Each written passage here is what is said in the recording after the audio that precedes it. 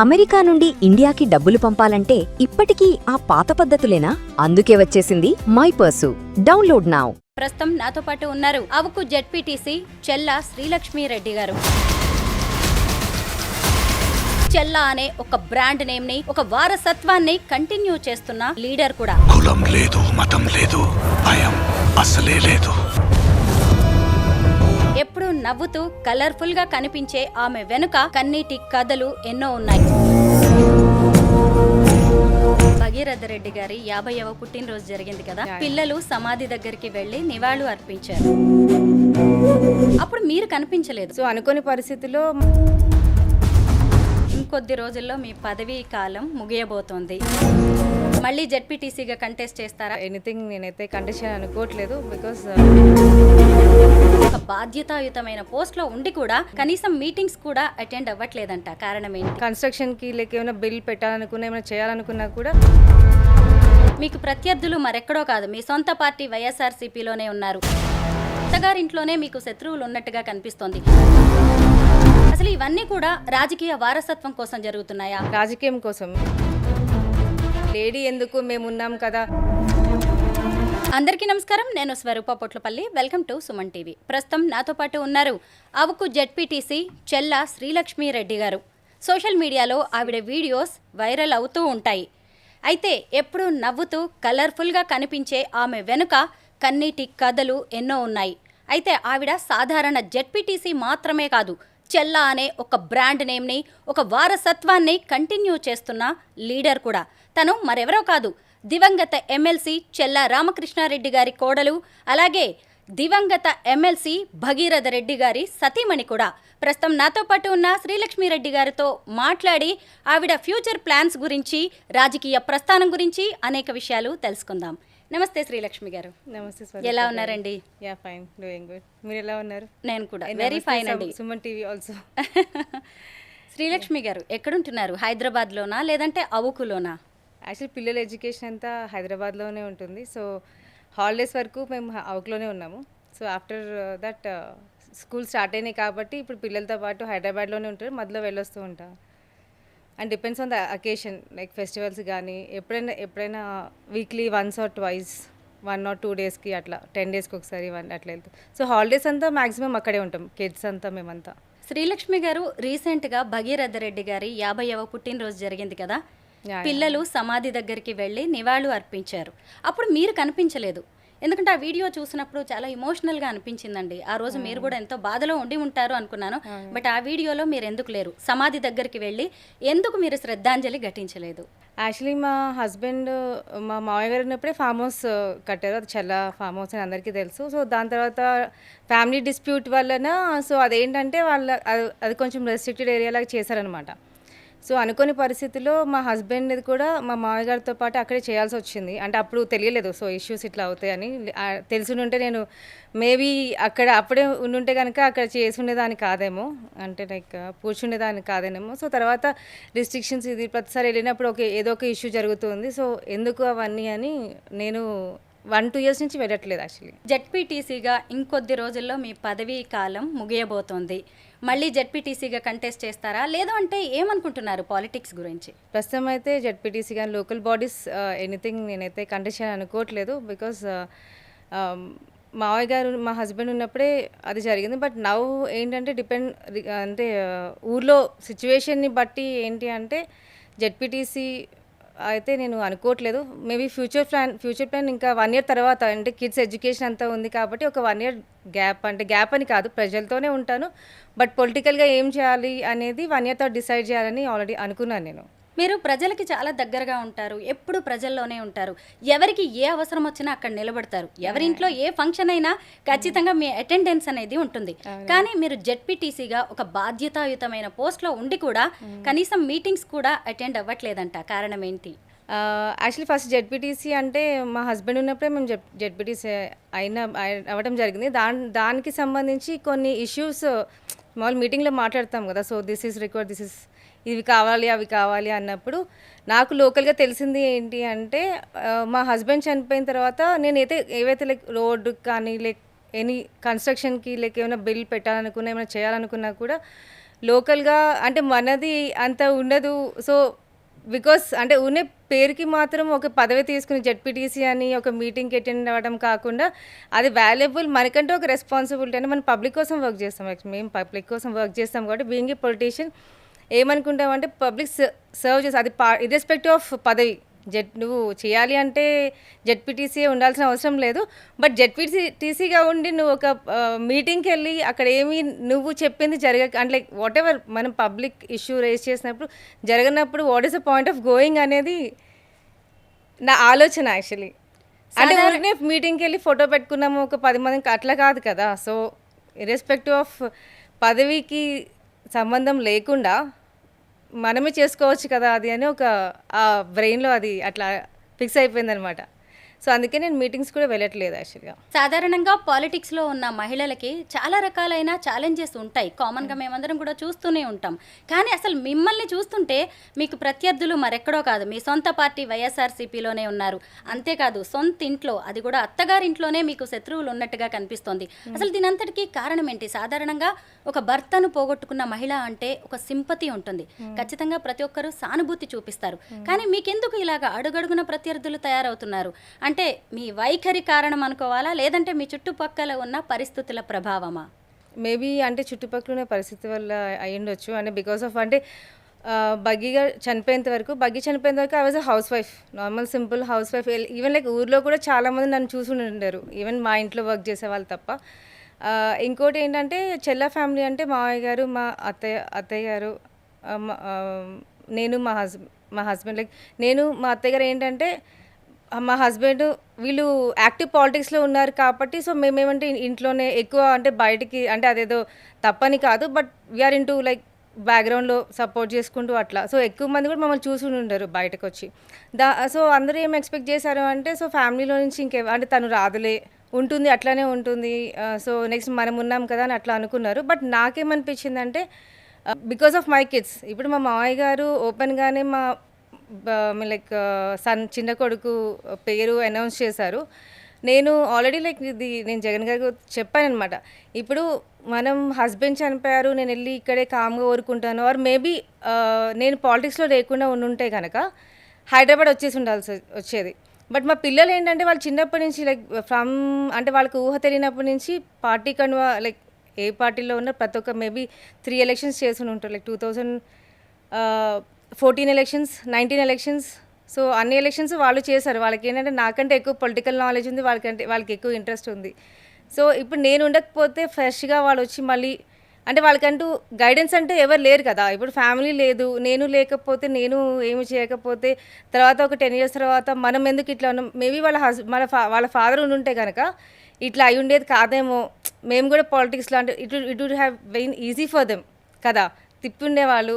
So అట్లా ఒక ఆలోచించి వాళ్ళని అడిగాను, ఇట్లా గొడవలు జరుగుతున్నాయి, ఓకే పర్వాలేదు ఊర్లో ఉండి రాజకీయం చేద్దాము అంటే చేద్దాము, రాజకీయం అంటే పబ్లిక్లో ఉండాలి, వీళ్ళతో ఉందాము అంటే ఉందాము, లేదు ప్రశాంతంగా హైదరాబాద్లో అందరిలాగా అట్లా ఉందాము అంటే లేదు, విల్ బీ హియర్ ఓన్లీ అని చెప్పారు. That is their choice actually. మీ సొంత కుటుంబంలో జరుగుతున్న గొడవలు కావచ్చు, ఈ విభేదాలు ఇవన్నీ కూడా రచ్చకెక్కాయి, దాడులు ఒకళ్ళ మీద ఒకళ్ళు చేసుకునే వరకు కూడా పరిస్థితులు వచ్చాయి.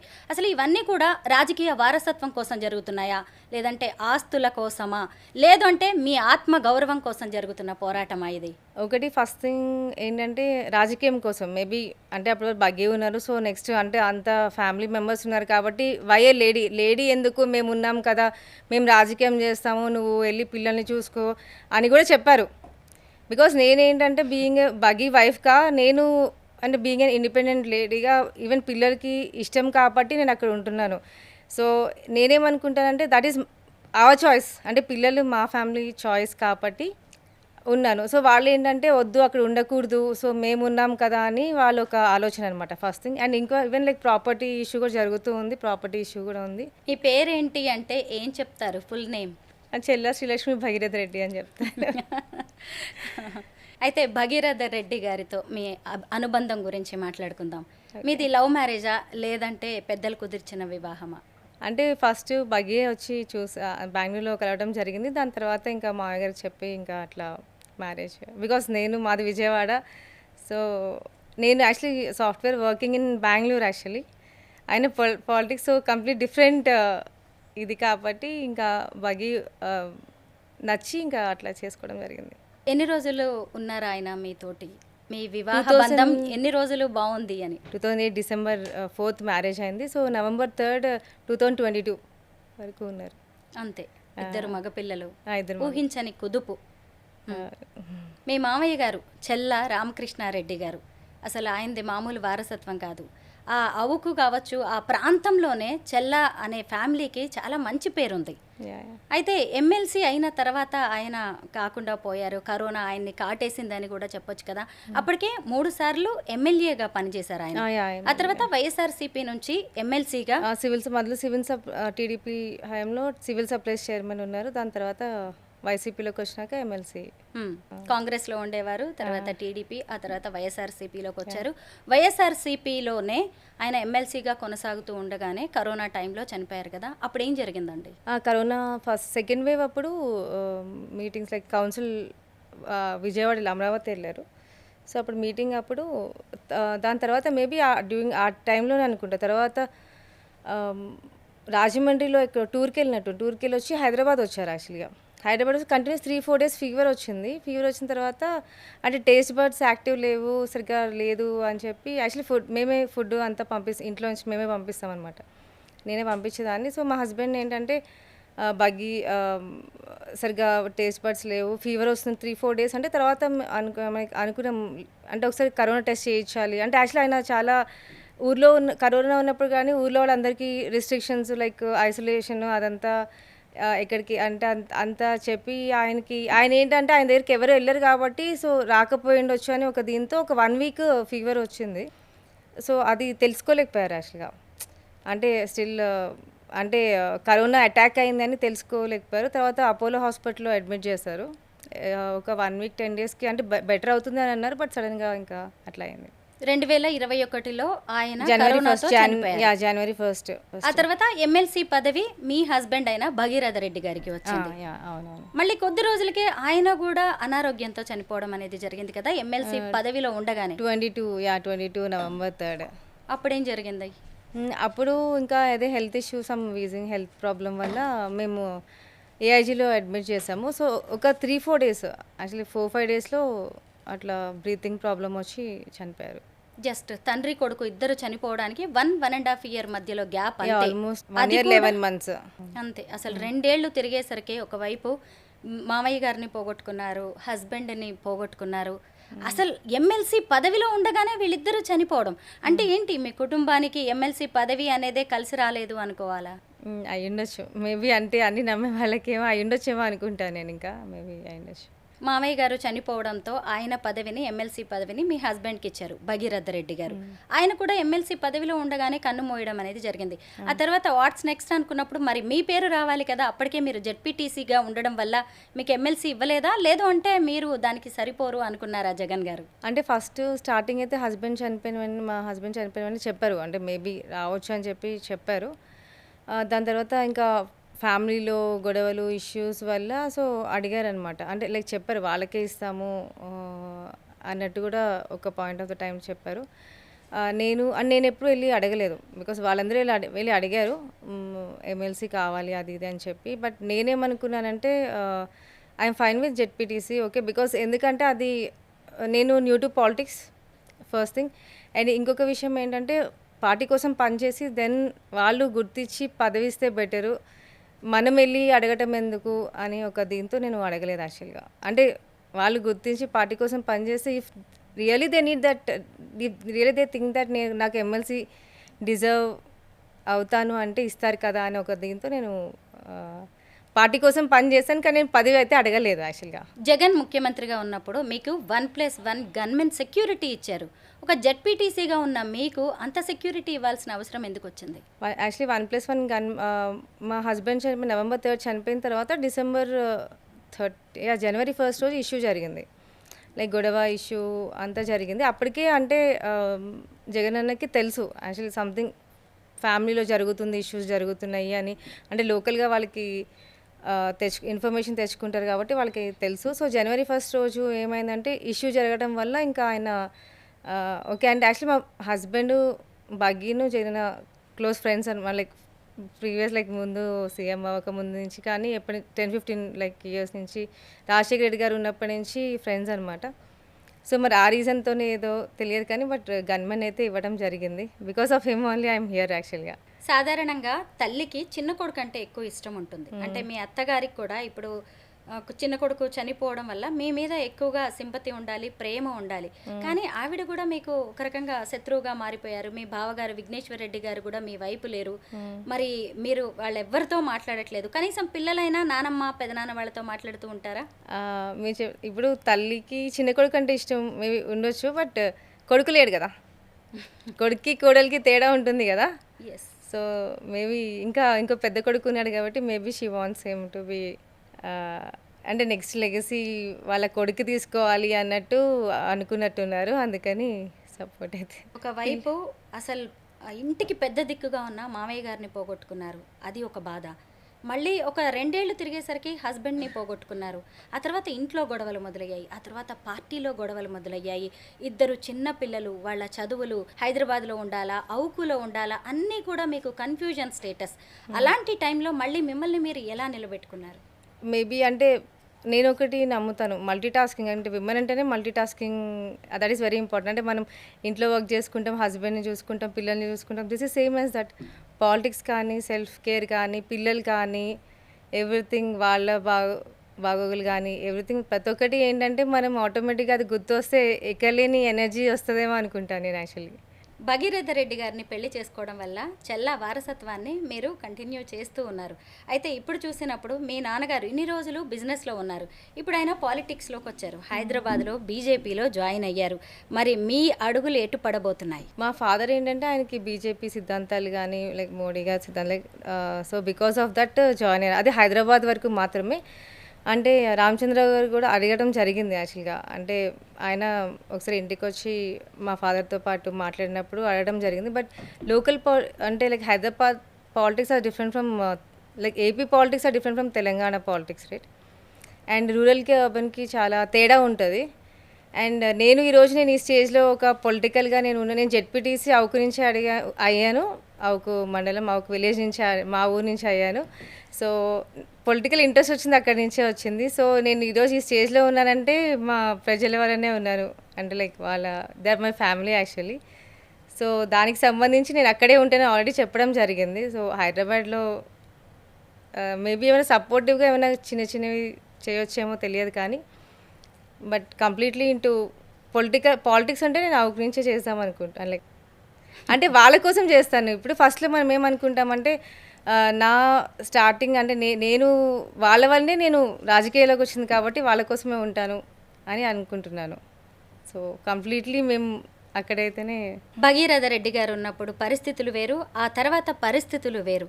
ఎప్పుడైనా అనిపించిందా అసలు ఇవన్నీ చూసినప్పుడు నాకెందుకు వచ్చిన ఈ రాజకీయాలు, నా లైఫ్ ఏంటి, ఇక చాలే రాజకీయాలు, ఈ రాజకీయాలకు దండం అని ఎప్పుడైనా ఫీలింగ్స్ వస్తూ ఉంటాయి అలాంటివి? లేదు అట్లా ఎప్పుడు అనిపించలేదు యాక్చువల్గా. బికాస్ రాజకీయాలు అంటేనే అప్ అండ్ డౌన్ మనకి ఇంకా ఆల్రెడీ 2009 నుంచి అంటే ముందు నాకు అంత పాలిటిక్స్ తెలియకపోయినా 2009 నుంచి ఉన్నాను కాబట్టి ఇంకా మనం వన్స్ దాంట్లోకి వచ్చిన అంటే అంతేం అనిపించదు. ఓకే ఇంత ప్రాబ్లమ్స్ ఉన్నాయి, ఇన్ని ఉన్నాయి అనేది ప్రజలు వాళ్ళని చూసి వాళ్ళ ఎఫెక్షన్ చూసేసి okay will go for them, మనం వాళ్ళ కోసమే ఉన్నాం కదా అన్నట్టు అనిపిస్తుంది. వాళ్ళు మా కోసం చేసినప్పుడు అంటే వాళ్ళు మమ్మల్ని అట్లనే చూసుకుంటారు. సో మేము వాళ్ళని దే ఆర్ మై ఫ్యామిలీ. ఒక political like anything irrespective of political party.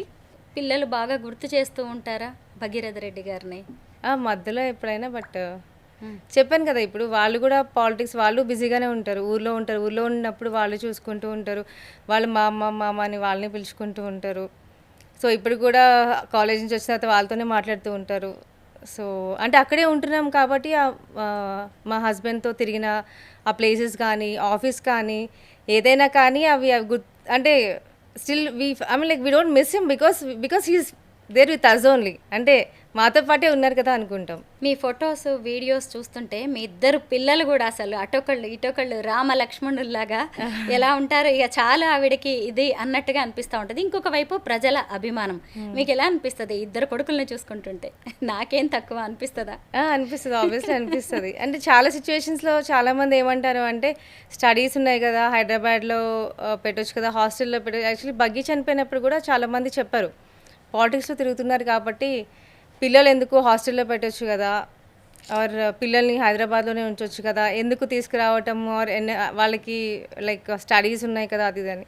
But నేనేమనుకుంటానే studies అయినా వస్తాయి, లైక్ ఎవ్రీథింగ్ వాళ్ళకి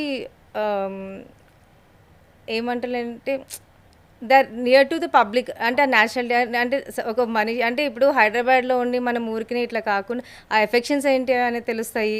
సో వాళ్ళు ఏంటంటే ఇన్ని రోజులు మీరు ఇందాక అన్నట్టు బగ్గి లేకపోయినా కూడా సో అక్కడికి వెళ్ళినప్పుడు వాళ్ళు గుర్తు చేయడం కానీ ఆ ఎఫెక్షన్స్ వలన వాళ్ళకి అదొక ప్లస్ పాయింట్. అంటే వాళ్ళు they could recover very soon, దాంట్లో నుంచి బయటపడటం కానీ అట్లా జరిగింది. అంతేగాని నేను అనుకుంటా మేబీ ఒక 5 years ఎల్డర్ అయి ఉంటే కనుక వాళ్ళే చూసుకుని ఉండేవాళ్ళు కదా. ఇంకా వాళ్ళు ఇప్పుడు 10th అండ్ ఇంటర్ కాబట్టి అట్లనే ఉన్నారు అని అనిపిస్తుంది. కానీ they are my strength actually. వాళ్ళని చూస్తుంటేనే భవిష్యత్ చాలా బాగుంటుంది అనిపిస్తూ ఉంటుంది. అవునవును, అంటే పాలిటిక్స్లో వస్తారా లేదా అనేది వాళ్ళ చాయిస్. అది కూడా చెప్పాను నేను. అంటే like you have to prove it. అట్లా కాదు అంటే మా తాతగారు, మా హస్బెండ్, మా నాన్న అట్లా కాదు. You have to prove your self and that is your choice. పాలిటిక్స్లో వస్తానా లేదా అనేది వాళ్ళ చాయిస్. ఇప్పుడు ఏంటంటే వాళ్ళకి చిన్నప్పటి నుంచి అది అలవాటు, అది ఒక ప్రపంచం, ఇదొక ప్రపంచం. చెల్లా ఫ్యామిలీకి 1,000 కోట్ల రూపాయల ఆస్తులు ఉన్నాయంట, నిజమేనా? అట్లా 1,000 కోట్ల రూపాయలు అంటే లేదు. ఎంత ఉన్నాయో తెలుసుకోవచ్చా? మేబీ బాగా ఉండడానికైతే ఉన్నాయి, అంటే అంతేవరకే. మామయ్య గారు లేరు, హస్బెండ్ లేరు, అత్తింటితో గొడవలు, మీరు ఏం జాబ్ చేయట్లేదు, జెడ్పీటీసీగా మాత్రమే ఉన్నారు. రాజకీయాలంటే డబ్బులతో కూడుకున్న వ్యవహారం. ఎలా నడుస్తుంది మరి? అంటే యాక్చువల్లీ మా ఫాదర్ రియల్ ఎస్టేట్ చేస్తారు. సో కొంచెం దాంట్లో ఇన్వెస్ట్ చేస్తాను. And I do like petrol bunks అవన్నీ ఉన్నాయి. సో ఫైనాన్షియల్గా అయితే ప్రాబ్లం ఏమీ లేదు యాజ్ ఆఫ్ నా వరకు అయితే. మా మామగారి ప్రాపర్టీస్ ఇంకా అన్నీ అట్లనే ఉన్నాయి, అన్ని కోర్టులో ఉన్నాయి డిస్ప్యూట్లో. సో మేము మా సెల్ ఫోన్ ప్రాపర్టీతోనే నేను చేస్తా అంతా. పిల్లలు ఏమంటూ ఉంటారు? నానమ్మ వాళ్ళతో గొడవలు, బయటకు వెళ్తే గొడవలు, ఏంటిదంతా పీస్ఫుల్గా మనం బతుకుదాం, వీటన్నిటిని వదిలేద్దాం అనే ఫీలింగ్ ఎప్పుడైనా పిల్లల్లో కనిపిస్తుందా? అట్లా ఇంకా వాళ్ళు చిన్న పిల్లలు కాబట్టి వాళ్ళు బయటకు చెప్పారు. కానీ నాకు తెలిసి ఒక్కొక్కసారి ఫేస్ ఎక్స్ప్రెషన్ చూస్తే వీళ్ళు వెళ్ళి కొట్టేస్తారేమో అంటకు అని అనిపిస్తుంది. జాగ్రత్త, అసలే పెద్దవాళ్ళు అయిపోతున్నారు. పెద్దవాళ్ళు.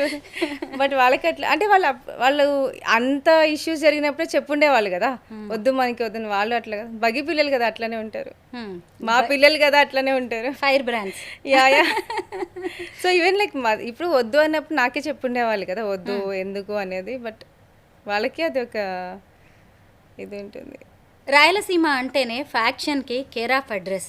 అక్కడ రాజకీయ గొడవలు కామనే. కంటికి కన్ను పంటికి పన్ను రాజకీయాలను కూడా మనం చూస్తూ ఉంటాం. ఇప్పుడు మీ ఫ్యామిలీలో చూసినప్పుడు కూడా అనేక రకాలైన గొడవలు లాంటివి కనిపిస్తూనే ఉన్నాయి. అక్కడ రాజకీయాల్లో అంటే గతానికి ఇప్పటికీ ఏమైనా ఈ ఫ్యాక్షన్లో మార్పు వచ్చిందా? మీ చిన్నప్పుడు చూసిన పరిస్థితులకి ఇప్పటికీ ఏదైనా తేడా మీరు గమనించారా? అంటే యాక్చువల్లీ 2009 తర్వాతనే కదా నేను రాయలసీమ యాక్చువల్లీ బేసికల్ ఫ్రమ్ ఏపీ అండ్ స్టడీస్ అంతా చెన్నై, బెంగళూరు చదువుకున్నాను. సో ఫ్యాక్షన్ అంటే ఊరిని చూడటం వరకే. కానీ యాక్చువల్లీ ఎలక్షన్ మా మ్యారేజ్ అయిన తర్వాత ఏదైతే ఉందో అంటే అప్పుడు మావయ్య బగ్గి వీళ్ళంతా ఫ్యామిలీ ఉండేవాళ్ళు కాబట్టి వీళ్ళంతా చూసుకుంటూ ఉండేవాళ్ళు. బట్ ఫ్యాక్షన్కి సంబంధించిన వరకు చాలామంది అంటారు అంటే ఫ్యాక్షన్ అంటే ఏదో అనవసరంగా నరుక్కోవడం, చంపుకోవడం సంథింగ్ అట్లా అని. బట్ ప్రతి ఒక్కదానికి అంటే వెనకాల ఒక స్టోరీ ఉంటుందేమో నేను అనుకుంటాను యాక్చువల్లీ. అయితే అది పాజిటివ్ ఆర్ నెగిటివ్. ఒకటి స్వార్థం అవ్వచ్చు, లేకపోతే కొన్ని మంచి చేయడం ఉండొచ్చు, ఏదైనా ఎవ్రీథింగ్. ఫ్యాక్షన్కి అంటే చంపడం ఒకటే చూస్తారు కానీ వెనకాల స్టోరీ ఎవరు చూడరు కదా. కరోనాతో పాటే మీ లైఫ్లో కూడా చాలా కష్టాలు మొదలైనట్టుగా కనిపిస్తోంది. మామయ్య గారి దగ్గర నుంచి మొదలుపెట్టి మీ హస్బెండ్, ఆ తర్వాత అసలు వైఎస్ఆర్సీపీ ఘోర పరాజయం. వీటన్నిటిని చూసినప్పుడు అంటే అక్కడ రాజకీయంగా వ్యక్తిగతంగా అన్నీ కూడా మీకు సవాళ్లే ఎదురవుతూ ఉన్నాయి. అయితే భగీరథ రెడ్డి గారు చనిపోయిన తర్వాత కానీ ఈ మధ్య కాలంలో ఎప్పుడైనా జగన్ గారిని కలిసారా, మాట్లాడారా? లేదు, ఎలక్షన్ తర్వాత అయితే జరగడం 23 లాస్ట్ 24లోనూ కలిసినట్టు ఉన్నాను. 23 బిఫోర్ ఎలక్షన్స్ కలిసాను, తర్వాత అయితే నేను కలవలేదు యాక్చువల్గా. త్వరలో మరి ఇప్పుడు జెడ్పీటీసీ ఎన్నికలు కూడా రాబోతున్నాయి. మరి ఆయన దగ్గర నుంచి ఏదైనా మీకు హింట్ కానీ మళ్ళీ మీరు పోటీ చేయండి, లేదంటే కొత్త బాధ్యతలు ఇస్తాం, నెక్స్ట్ ఎమ్మెల్యేగా మీకు టికెట్ ఇస్తాం లాంటి హామీలు కూడా ఏమీ లేవా? లేదు, యాక్చువల్లీ నేను పార్టీకి దూరంగానే ఉన్నాను. అండ్ ప్రస్తుతానికైతే చెప్పాను కదా, నేను ఎలక్షన్స్ అంటే లైక్ 1 year గ్యాప్ తీసుకుని తర్వాత అంటే లైక్ లోకల్ ఇప్పుడు మనం అనుకునొచ్చు అంటే లైక్ వైఎస్ఆర్సీపీ, టీడీపీ అనుకోవచ్చు. బట్ లోకల్గా మనం ఒక మండలం ఒక ఊర్లో ఉన్నప్పుడు మనకి ఏంటంటే అక్కడ local public and with whom we are comfortable with అనే ఫ్యాక్టర్ ఒకటి ఉంటుంది. అంటే మనం ఎవరితో కంఫర్టబుల్గా ఉన్నాము అనే ఒక దీంట్లో ఉంటుంది. సో మా ఊరికి అంటే ఏది లైక్ మా వర్గం వాళ్ళతో డిస్కస్ చేసి 1 year తర్వాత అప్పుడు డిసైడ్ చేద్దాం అనుకున్నా. సో అందుకే లోకల్ బాడీస్ కానీ జెడ్పీటీసీ కానీ పోటీ చేయాలనుకోవట్లేదు. సో 1 year గ్యాప్ తీసుకుని అప్పుడు ఆ తర్వాత ఆయన వైసీపీలోనే కంటిన్యూ అయ్యే అవకాశం ఉందా, లేదంటే టీడీపీ కానీ బీజేపీలో కానీ చేరే అవకాశం? అది ఇంకా 1 year తర్వాత టైం వచ్చినప్పుడు మీకే చెప్తాను నేను. అంతేగాని వైసీపీలోనే ఉంటానని మాత్రం చెప్పరా? లేదు, అంటే భవిష్యత్తు ఇప్పుడు పాలిటిక్స్ అన్నప్పుడు మనం చూసుకోవాలి కదా, సెల్ఫ్ రెస్పెక్ట్ ఎక్కడ ఉంటుంది, మనకి వాల్యూ ఎక్కడ ఉంటుంది, దట్ ఈస్ మెయిన్ ఇంపార్టెంట్. ఇప్పుడు ఇంత చేస్తాం, ఇంత ఉంటున్నాము, ఇంత చేస్తాం because nothing is beyond self respect అని నేను అనుకుంటాను. రాజకీయాలంటే కేక్ వాక్ కాదు, చాలా కష్టపడాల్సి ఉంటుంది. ఈ రోజుల్లో అయితే అసలు సోషల్ మీడియా ట్రోలింగ్ కూడా ఎదుర్కోవాల్సి వస్తుంది. మీరేం చెప్తారు రాజకీయాల్లోకి వచ్చిన వాళ్ళకి, ఆల్రెడీ రాజకీయాల్లో ఉన్న మహిళలకి? అంటే ట్రోలింగ్ అనేది ఇప్పుడు మనం యూజువలీ లైక్ మనం చేస్తుంటాం, మన ప్రోగ్రామ్స్ చూస్తుంటాం, లైక్ రీల్స్ కింద పోస్ట్ పెడుతూ ఉంటాం, నీకు అంత సీన్ లేదనో something whatever it is, like మీ ఫ్యామిలీ మెంబర్స్ ఉన్నారు కదా చూసుకోవచ్చను. సో ఏదో ఒకళ్ళో ఇద్దరో చెప్పినంత మాత్రాన మనం ఆపేసి అయితే కూర్చోలేము కదా. So they are many people for us, like మనం మన రెస్పాన్సిబిలిటీ తీసుకుని మనం ఒక రాజకీయంలో ఉన్నప్పుడు సో ఒకళ్ళిద్దరు ట్రోల్ చేసినంత మాత్రాన వాళ్ళు చెప్పింది కరెక్ట్ అయిపోదు కదా. సో జస్ట్ ఇగ్నోర్ ఇట్, అంతే నేను చెప్పదలుచుకున్నది ఏంటంటే. సో అంటే ఫ్యూచర్లో రాజకీయంలోకి వచ్చిన ఫస్ట్ నేను ఏం చెప్తానంటే, ఫస్ట్ ఫ్యామిలీని చూసుకోండి, అంటే సైమల్టేనియస్గా take care of yourself, take care of your family, financial situation చూసుకొని దెన్ అప్పుడే రాజకీయాల్లోకి రండి. ఎందుకంటే రాజకీయం అనేది చాలా అంత ఈజీ కాదు. అండ్ ఆల్రెడీ నేను చాలామంది నేను చెప్తూ ఉంటాను, రాజకీయం అనేది ఈజీ కాదు. బికాస్ ఒక ఫ్యామిలీ బ్రాండ్ ఉండి ఒక ఫైనాన్షియల్గా స్ట్రాంగ్ ఉన్న వాళ్ళు చేయడం వేరే ఉంటుంది. బట్ ఇప్పుడు నేను రీసెంట్గా చూస్తే ఏమైందంటే చాలామంది అదే మోటివేషన్తో వచ్చేస్తూ ఉంటారు, లైక్ మనం కూడా ఏదో ఒకటి చేద్దామని. But that is not very easy. So first take care of your self. Actually ఆంధ్రప్రదేశ్లో కూటమి ప్రభుత్వ పాలన నడుస్తోంది. చంద్రబాబు నాయుడు సీఎంగా, డిప్యూటీ సీఎంగా పవన్ కళ్యాణ్ గారు ఉన్నారు. వాళ్ళిద్దరి పాలన ఎలా ఉంది, మీ అభిప్రాయం ఏంటి? అంటే పాలన అంటే చంద్రబాబు నాయుడు గారు కానీ, లైక్ పవన్ కళ్యాణ్ గారు కానీ, లేకపోతే జగన్మోహన్ రెడ్డి గారు కానీ, అంటే ప్రతి ఒక్కరికి ఒక్కొక్క వే ఆఫ్ వర్కింగ్ స్టైల్ ఉంటుంది. సో నాకు తెలిసి ఒకరిని కమెంట్ చేసి వీళ్ళు వాళ్ళకంటే గొప్ప అని చెప్పడానికి ఉండదు. బికాస్ ప్రతి ఒక్కరికి ఒక స్ట్రాటజీ అనేది ఉంటుంది. No one is less, no one is more. Actually చూశారు కదా, చెల్లా శ్రీలక్ష్మి భగీరథ రెడ్డి గారు ఒక లీడర్ మాత్రమే కాదు, ఫైటర్. రాజకీయాల్లో ఇక మీదట ముందుకే వెళ్తానని వెనకడుగు వేసే ప్రసక్తే లేదు అని ఆమె స్పష్టం చేశారు. Thank you so much Srilakshmi గారు. థ్యాంక్ యూ స్వరూప గారు.